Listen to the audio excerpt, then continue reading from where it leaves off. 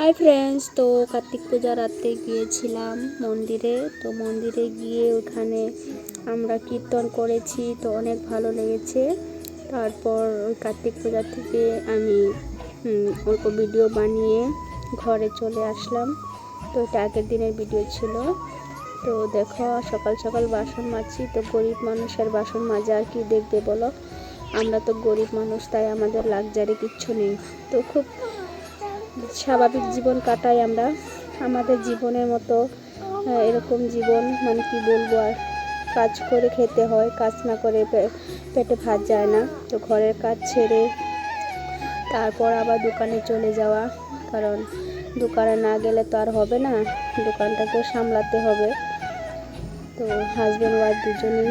তারপরে রাত্রেবেলা বিয়ে খেতে গিয়েছিলাম। তো বিয়ে খেয়ে এসে তারপর আবার আজকে কার্তিক মাছের কীর্তন ভাঙছে, তো ওইখানে গিয়েছিলাম প্রসাদ নিতে। তো কীর্তন করে তারপরে প্রসাদ খেলাম। তো দেখো বন্ধুরা, ফুলটা কি সুন্দর, তাই না ফ্রেন্ডস? দোকানে এসে আমি দোকানের কাজ করছি, তো একটা ব্লাউজে ঝুমকা লাগালাম। তো দেখো আমি কীভাবে ব্লাউজে লটকনগুলো বানাই। তো এইভাবে লটকন বানালে খুবই সুবিধা হয় আর অনেক ভালো হয়, ফিনিশিংটাও খুব সুন্দর আছে। তো দেখো বন্ধুরা, ঘরে কাজ ছেড়ে তারপর আবার ইউটিউব সামলানো, ফেসবুক সামলানো, একটা মানুষের যে অত কাজ কীভাবে যে আমি সামলাই, সেটাই আর তোমাদেরকে বলছি।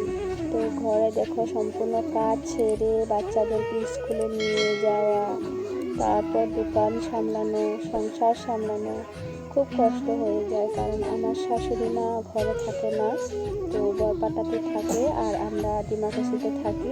তো এখানে আমাদের একটা ছোট্ট দোকান আছে, টেইলার।